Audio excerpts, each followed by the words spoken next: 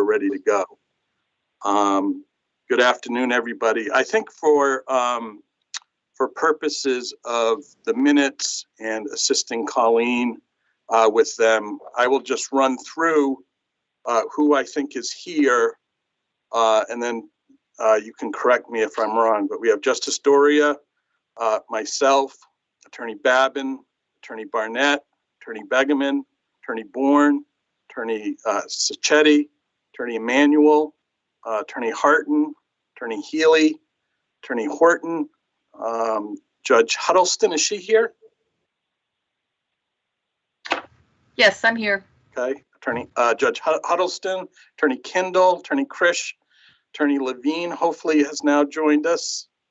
Are you here, Eric? Yes, I am. Okay. Yes. Attorney Lockwood, Attorney Opinion, Attorney Porter, Attorney Ray, and Attorney Weller. Anyone I miss? And again, Judge Prescott, Jamie Porter is not here. Correct. Right. All right. And I'm sorry, did you say that Rich Emanuel was on? Yes. Yes, I'm here. Okay, gotcha. All right. Rich provided some materials that were very helpful. Yes. So thank you, everyone, for being here this afternoon, and particularly for the diligence and the hard work that everyone put in since our meeting last week to put what I hope are pretty much the final finishing touches on this fairly large set of rule changes. Probably the best way to do this in terms of kicking things off is that I understand that Renee has some technical changes that may not have appeared in the packet that was sent out to you by Jill in preparation for this meeting. So just for purposes of information, Renee, do you want to just walk those out? Sure, I can take care of that.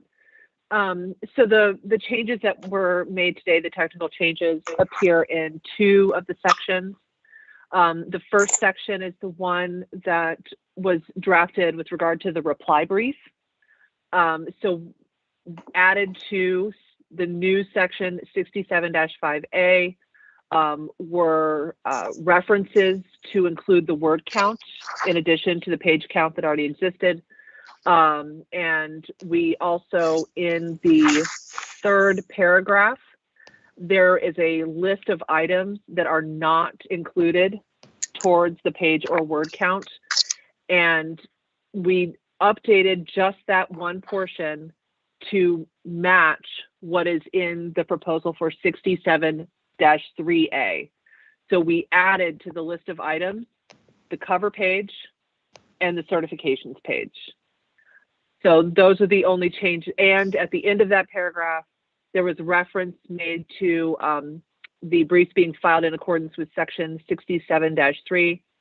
So now that we have the new section 67-3A, we just added that to the end of the section. So now it finishes with in accordance with 67-3 or 67-3A. So those are the changes for 67-5. And then in 67-3, we made updates to, as were suggested, but not voted on in the last meeting, to reflect the addition of the reply brief section, 67-5A.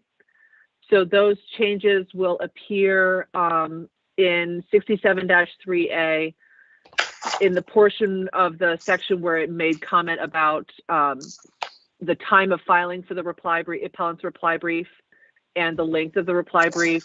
It now just makes reference to filing it in accordance with section 67-5A.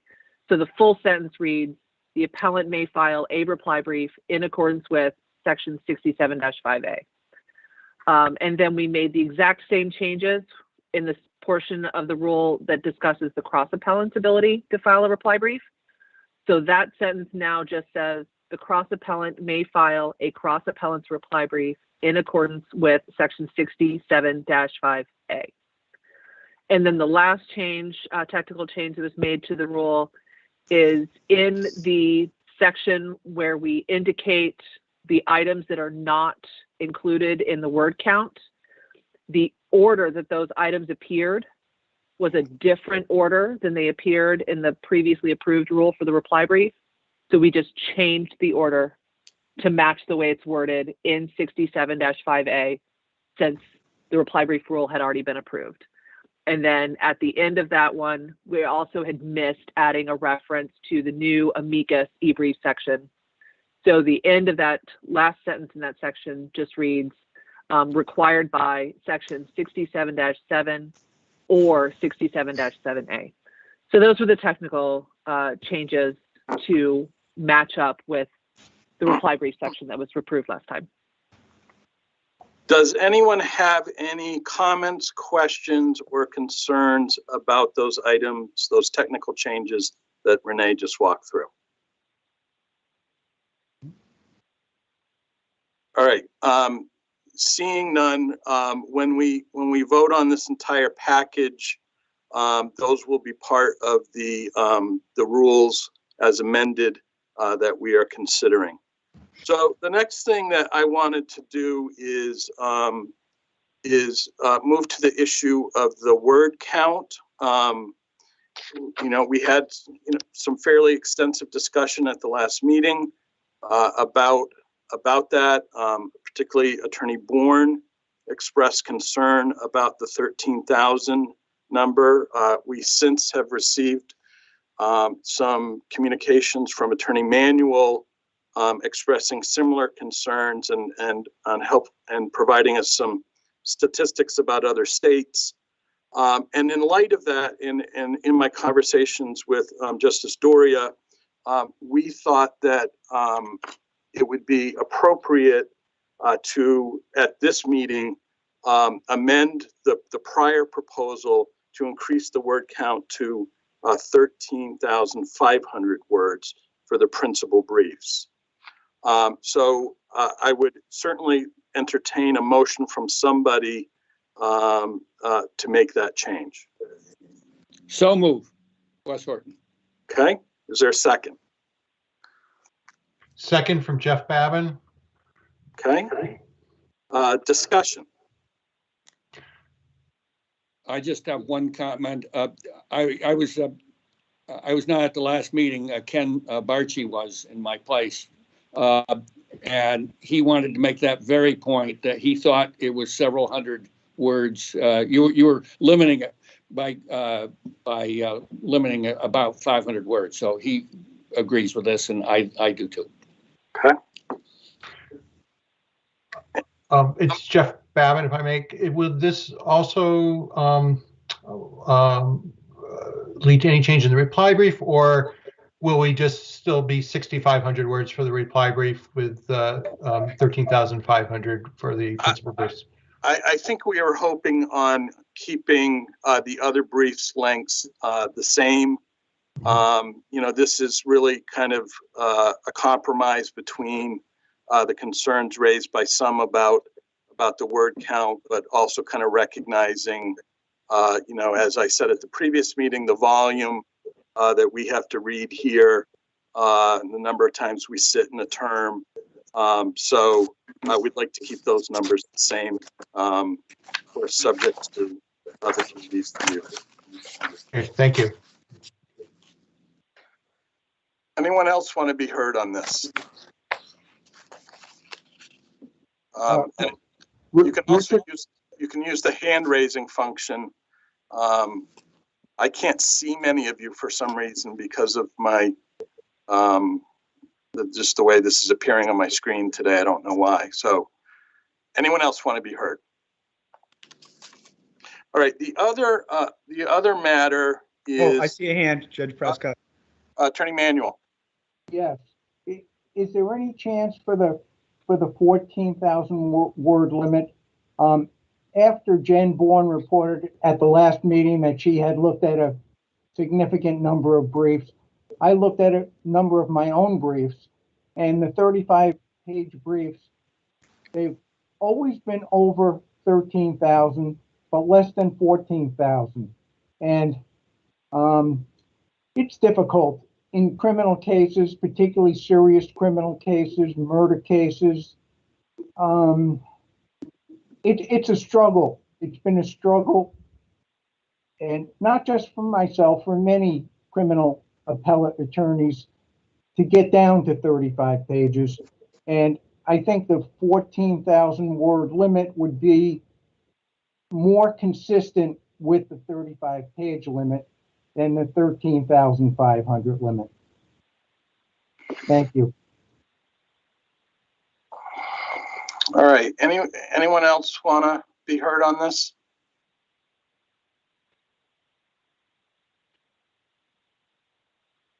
All right, Attorney Doria, did you want to weigh in at all? Nope, I think we're good. Just want to make sure everybody's, heard on it. Okay, all right. So the other matter is that there has been, consistent with our meeting last week, a somewhat minor change to the proposed 84-6A, which is the petitions involving family and child protection matters, and giving and requiring the guardian ad litem and or counsel for the minor child to file a statement with respect to cert petitions. There was consultation with Attorney Sue Hamilton, who runs that unit out of the Public Defender's Office, and she requested that we increase the initial response time for that statement from 5 to 10 days. That seemed salutary to me and the others that looked at it. So I believe Jill sent you a new version of 84-6A with that change. So I would entertain a motion to amend the proposal consistent with that. Claire Kindle, so moved. All right, is there a second? I second it. Okay, Attorney Horton. Any discussion on that? All right, all those in favor say aye. Aye. Aye. Any opposed? Okay, no opposed. And I should go back and do a similar thing with the change in the word count. All those in favor of increasing it to from 13,000 to 13,500. All those in favor say aye. Aye. And any opposed? All right, Attorney Emanuel, your hand is still up. Did you want to be heard again, or? Okay, there's a function. Sorry. All right. So I think if Justice Doria is in agreement, that covers the kind of the housekeeping matters that we needed to do. Do you have anything else, Justice Doria? I don't. Okay. Any further discussions on the proposed rules as amended by these two initial votes? All right, would someone make a motion to adopt the entire package of changes? Oh, I have one question, Judge Prescott. Attorney Horton. Yes. In 67-8, I'm wondering in A, if you, considering the problem right now with Supreme Court opinions, if you want to exclude putting, if somebody had to put in the Komarsadjevsky case because it wasn't officially cited, that would certainly be counterintuitive. I'm wondering if you want to say something there about the current situation with Supreme Court opinions not having an official cite for several months. You're talking about the slip opinions? Yeah, exactly. Yeah. They're already, you already have that in 67-10, but it's not, that's only for letters after the brief.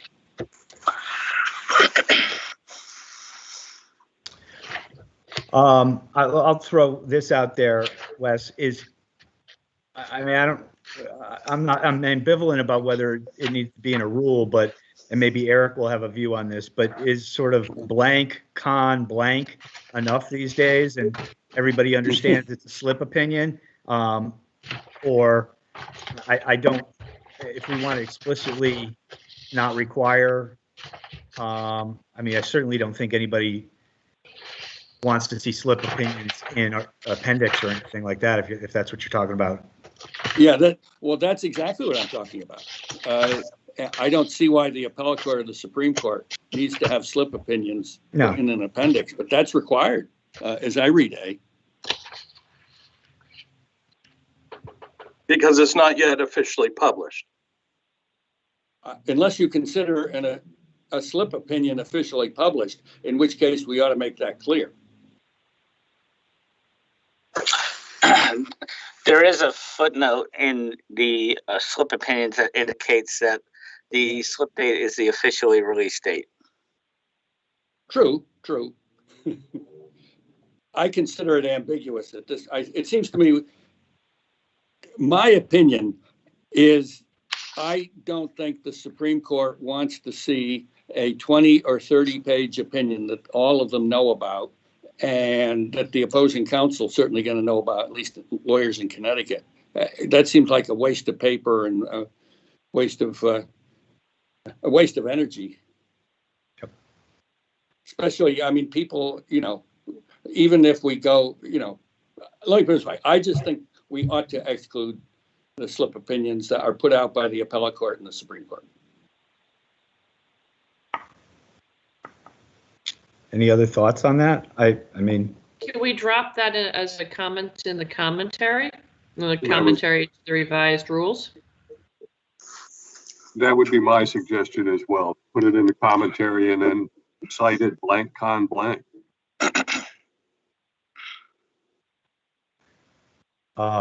Thoughts on that, Eric? Do you have a view? I'm not really sure what the concern is with respect to. Well, here's what the concern could be. I mean, I'm not concerned about the people on the screen at all, and I'm really not concerned about our court. The appellate court certainly doesn't want to see our opinions in their appendices. So it's the people that don't do these cases every day that Wes may have the right observation that they're reading this and saying, okay, maybe I need to include it. This is a hopefully temporary problem that will clear up. It's certainly not the reporter's office problem. Let's make that clear. It's not of their making. I don't. If I'm the one that you're asking, I don't have a problem either putting it in a rule or in a commentary. Seems a little bit, like we should take it out after a certain amount of time. So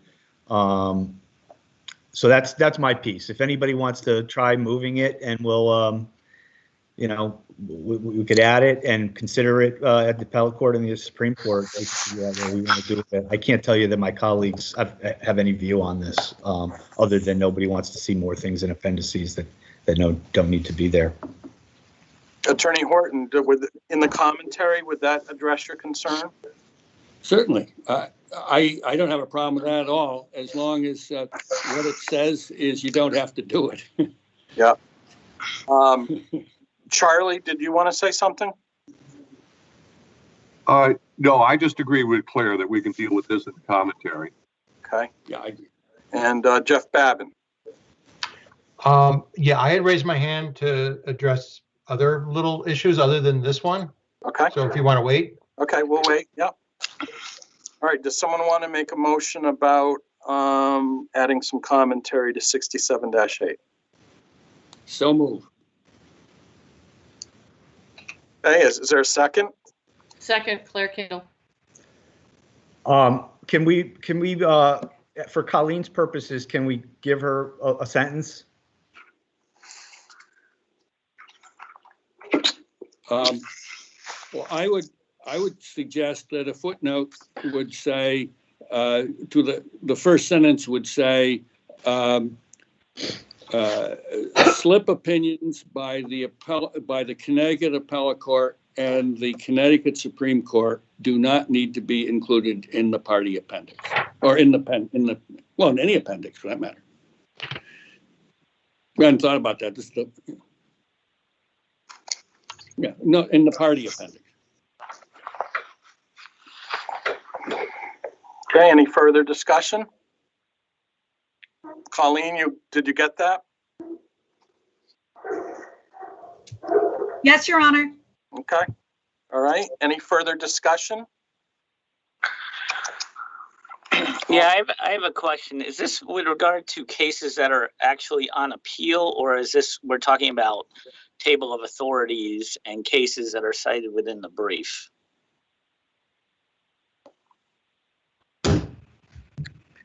I thought it was decisions cited in the brief, in the table, within the context of the brief, not the decision on appeal. The decision on appeal will be included in the clerk's appendix. Right. That's right. Yep. Okay. Yeah, and it's probably obvious to everybody that the appellate court doesn't have the problem that the Supreme Court has for slip opinions. It happens occasionally, but they're not backlogged the way that we have managed to make a problem for Eric and his group. Okay. All those in favor, say aye. Aye. Aye. Aye. Any opposed? Okay. That amendment is approved. Attorney Babin. Yes, so I had gone through this packet and I just had some, I'll just call them minor little nits, if I could just go through them. Go for it. Okay. So in 67-8, which is the party appendix, in subsection A, it's the second paragraph says that party appendix may be used to include excerpts of lengthy exhibits, to include excerpts from the transcripts deemed necessary by any parties, et cetera, and provide other items from the proceedings below. So the one issue in terms of excerpts of lengthy exhibits, I think this may be carried over from the existing language, actually, when there's a discussion of part 2 of the brief. But since we're working on the language, I thought I would just raise it, which is why use the word lengthy. That is, we don't say include excerpts from lengthy transcripts. We just say include excerpts from transcripts. Why not just say to include excerpts of exhibits? Because even if it's a short exhibit, you only want the relevant parts of it. And later in the same, in the following paragraph of the same subsection, it says to reproduce a full transcript or lengthy exhibit when an excerpt would suffice is a misuse of a party appendix. So just from a matter of style, I thought perhaps I would suggest taking out the word lengthy and just to say to include excerpts of exhibits, since we're allowed to include in our appendix even short exhibits. Okay. Does anyone have a concern with that? All right. Why don't you move to the next one then, Jeff? Sure. On 67-2A, where it talks about the margins in subsection B, it says margins shall be 1.5 inch on all sides. I just thought perhaps it should say margins shall be 1.5 inches on all sides. Fair enough. Okay. You can see what I do when I go through drafts of briefs at my firm. That's good. Gold star. The new section 67-3A is on pages 9 and 10 of the packet we just received for this meeting. So at the beginning, the technical changes actually address 2 of the issues. That is just having the cross references to the new reply brief section instead of restating them here at the bottom of 9 and top of 10. But then in the middle of 10, it talks about where cases are consolidated or joint appeal. The brief of the appellants and that of the appellee shall not exceed the word limitations specified above. I thought in our last meeting in 67-3, where there was some discussion of this, or maybe it was in this rule, that there was some discussion of referencing reply brief. And I don't have my notes of what was discussed, but I thought we had addressed putting something about reply briefs here. And maybe not strictly necessary, maybe it's presumed, but I just didn't see it. Renee, is there anything you want to say about that?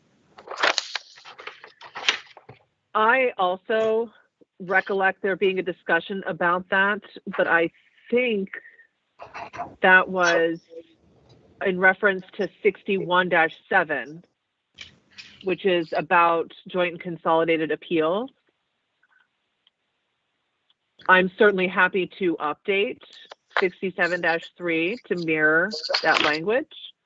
But I think 61-7 might have been discussed in conjunction with 67-5A, because I'm not seeing anything from 61-7 in the packet. I'd have to look at the packet from last time. This is Dan Hirsch. That's correct. We added a sentence to 61-7 at Claire and Jeff's suggestion to include reply briefs in there, but it shouldn't be in here because the word limitations for reply briefs are not going to be in this rule anymore. They're going to be in 67-5A. So I think this is correct, and it's only the changes to 61-7 where we added a sentence or added some language to the last sentence. Jeff, does that make sense to you? Okay, so yeah, okay, so it was already addressed elsewhere. Okay.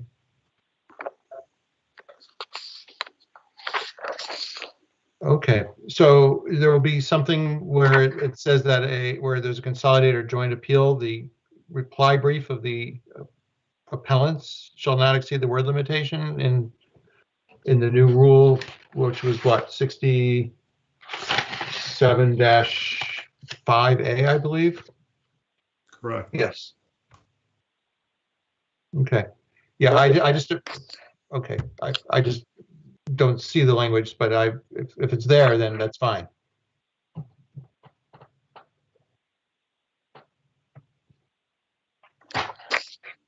Okay. Do you want to move on? Yes. Let's see. On the clerk appendix 68-3A. What page in our packet is that, Jeff? So this is on 26, carrying over to 27.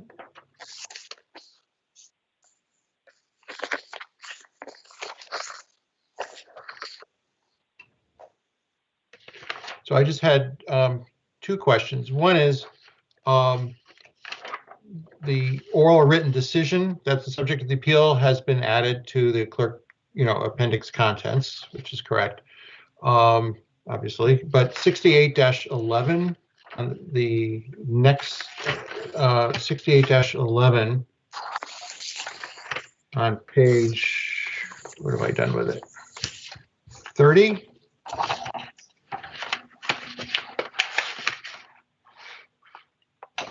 Also references that in a separate rule. So is the thought to have it referenced twice, and I just was checking on that. Is David Garstigian here?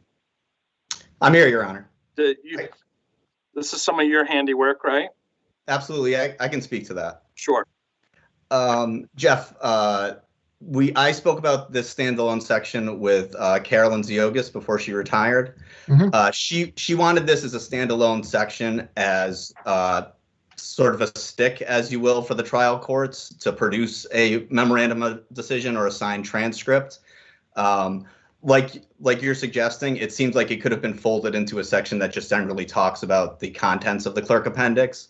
But she was adamant that she wanted a standalone section in order to have that, to be able to hold that over the trial court's head and say, look at this practice, pursuant to this practice book section, we need a signed transcript or written memorandum of decision for the party appendix. So that's the reason it's a standalone section, but I see your point as to it's a bit repetitive. Okay. Well, maybe some things are worth repeating. Okay. And then in the commentary, the commentary now includes the various aspects of what had been specified for the old Appendix Part 1. It says contains the docketing statement, relevant appellate motions or orders and things of that nature.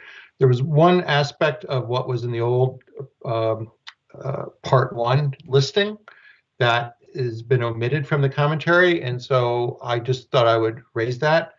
If we were to conform to the old Part 1, we would say the clerk appendix shall also contain the appeal form, comma, the docketing statement, comma, any relevant appellate motions, etc.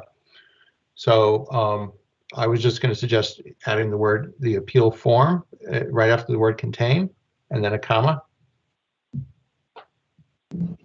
Any discussion or concerns about that? Okay. Okay. I will note that the judgment file, which the judgment file is no longer listed, and I just wanted to confirm, maybe for the benefit of everyone here, whether the judgment file is no longer going to be part of any appendix. And does that mean that the trial court rule, which requires the preparation of a judgment file in the event of an appeal, is also going to be amended by recommendation to the Rules Committee, Superior Court Rules Committee? Or do we still have to get one? We're just not going to submit it, or it's not going to be included in any appendix? Do you want me to take a shot at that? Sure. Or Carl, do you want to take a shot at it? I saw your hand was up. I can wait. I can let Okay. the. So, Jeff, there was a fair amount of discussion about this, and it all has to do with the timing of the preparation of the clerk's appendix. And the concern was that the clerk's appendix was going to be delayed in preparation of the judgment file. So there may be times the judgment file, if it's completed, may appear in the clerk's appendix, but it's not going to be required to be included in the clerk's appendix. As far as court operations and the preparation of the judgment file, I'm going to presume they're going to continue to follow their rules. We hadn't discussed making any recommendations to court operations regarding those rules. So the trial court clerk's office rarely, when an appeal is filed outside of, say, a family case or like sua sponte, prepares one. So if it's not going to be included in the appendix, so that no appellate practitioner is going to be prodding the trial court clerk to prepare one, it wasn't Correct. clear that it will ever get prepared or what we would do with it. If, maybe some people might want one, maybe if they're going to enforce a judgment somewhere, although you would do that whether or not there's an appeal. Right. I think obviously the rule requires it, and the logistics of getting it prepared when the leverage isn't really coming from appellate, I'll have to leave that up to court operations to make those determinations, or to your point, if there is going to be a rule change. Okay. Yeah. Okay. And then Carl, did you want to say something about that? Paul and I had spoken about this, so he pretty much covered the concerns that the clerk's office had about that. So I don't need to repeat it. Okay.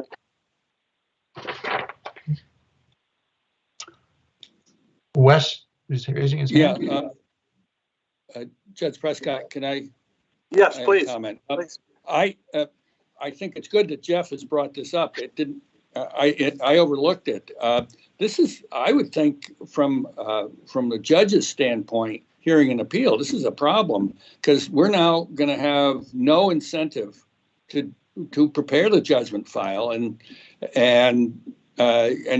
there's no, it's not required in the party appendix, and the clerk's not putting it in the clerk's appendix. You're not going to have a judgment file. That's, I would think Judge Prescott and Justice Doria, you'd be concerned about that. I might get one just because, because I think it's going to help my appeal. But I tell you, it's a big deal for lawyers to get judgment files. And we do it because we have to do it. Justice Doria, do you want to kind of give your thoughts about this? Yeah. I think Paul probably has the temperature of the court on this. If it turns out that there's people that want, I mean, I can't tell you the last time I looked at a judgment file, but many people do. So if that's something that people want back in, it'll probably find its way back in. Is that about right, Paul? Yeah, I mean, these are all the discussions we've had, and it's about, trying to find the balance between preparation and timing of the filing of the e-brief. And the concern was that if there's a delay in the filing of the clerk's appendix, and that's going to push the briefing out, and it's going to delay cases getting considered. And ultimately, as many of you probably know, who've been doing appellate practice for a long time, the preparation of the judgment file can take some time. There's a back and forth. There's a draft judgment file. Sometimes it's at Superior Court. We're waiting for Superior Court to get it done, and but then we pressure counsel, the appellate counsel, to get it. So with all that time built in, there was a concern about, was there enough value for this judgment file to delay the preparation of the clerk's appendix? And the conclusion was no. I mean, I've talked to members of the courts, and at least at this time, the sense was to try to move forward without it. Yeah, I completely agree with Paul. I think this is great. If the justices and the judges don't need it that badly, I think it's great, because it is a huge pain for us as appellate lawyers to get judgment files. It is just, and hardly ever does it make any difference. So I'm delighted to hear what Justice Doria just said. I'm all in favor of eliminating the necessity to have a judgment file. And obviously, if it's needed, the court can order one. We rely on, and in the vast majority of cases, certainly the ones handled by people that we're all talking to right here, we rely on you folks to tell us how the case got to us. Great. And usually that's enough. Great. And I'll just second Wes's view. I have advocated actually in this very committee to eliminate the need for a judgment file in an appendix, and that never worked before, so I'm glad that is happening, which is part of why I wanted to point it out, because its omission was a bit subtle. Well, I mean, just for context, Jeff and Wes, as you remember, the record, the old record, yellow covered record, used to be prepared before the brief, and then it was prepared after the brief, which made acquiring the judgment file a little bit different. But now with the clerk's appendix being prepared earlier, it just did not seem, from our perspective, that the benefit of having it was going to justify the delay in preparation. Thanks, Paul. That sounds good. Wonderful. I had just one last, sorry to test all your patience. I had one last technical issue, which is on page 29 of the packet, involving administrative appeals in the clerk appendix. In the middle of the page, 68-10A, I think we had talked about a technical change last time, which may not have been recorded, but there's a sentence that says the clerk appendix shall contain such other portions of the return agency record as the judge who tried the case shall order included, or as the appellate clerk finds are needed for the proper presentation of any of the issues on appeal. And I think we may have had a discussion that the words "as the judge who tried the case shall order included" was sort of outdated, and that I think it was actually Judge Prescott mentioned that in his days overseeing the Administrative Appeals Division in New Britain, no one had ever consulted with him as to what would go into an appellate appendix or a yellow record. And Attorney Huddleston, I think you'd share my view about that, correct? Sorry, I couldn't quite hear that. I said it. I think you'd share my view about that. That no one's ever asked you to order something be placed in the appellate appendix in your time at the administrative appeal on the administrative appeals docket. I never had a request like that. Yeah. So I was going to suggest that language actually was in two places in that paragraph. It's come out in one place, but is still remaining in this one spot. And I was wondering if that may have just been inadvertent. But it would be taking out the words "as the judge who tried the case shall order included or." Does anyone have any objection to removing that language? Okay, I don't hear any. Okay. Is that it, Jeff? That is. Thank you. Thank you for that. That's helpful. Anyone else? Let's see who we have here. Charlie. I'm not sure how to get my hand down, but it should be down. Thank you, though. Okay. And who else do we have? Renee? Yes, I just wanted to make one note. Jeff had mentioned changing the language in 67-2A to indicate the borders, the margins as being inches plural. And also in 67-2, the format for paper briefs, in subsection A. So if we're going to make that plural, then we should also make it plural in this rule. One of the margins is 1 1/4 inch. So we would make that inches just to match. Okay. Just that note. Makes sense. Let's see. Jill. Yes, one minor technical thing, and I don't think it's been mentioned yet. I saw it go by on an email this morning. On page 27 of the packet, under it's the amendment to 68-3A, the sentence that begins on the second line, the contents of the clerk appendix and administrative appeals is governed by 6810. It should be 6810A. Great. Yeah, perfect. Okay, anybody else? All right. Anyone want to make a motion to approve the whole slate of rules as amended? Claire Kindle. I so move. Okay, Attorney Kendall. I second. Okay, second by Attorney West. Horton, any further discussion? All those in favor say aye. Aye. Aye. Any opposed? Okay, the ayes have it. Just a story, any further business? Nope, I think we're good. Okay, Appreciate everybody showing up. yes, thank you so much. All Thank you for all the work that was done on right. this. And we're headed towards a public hearing, and Jill, we think that's going to be, We are hoping that is going to be on May 17th, virtual as well. perfect. All right, thank you, everyone. Okay. Thanks. Stand-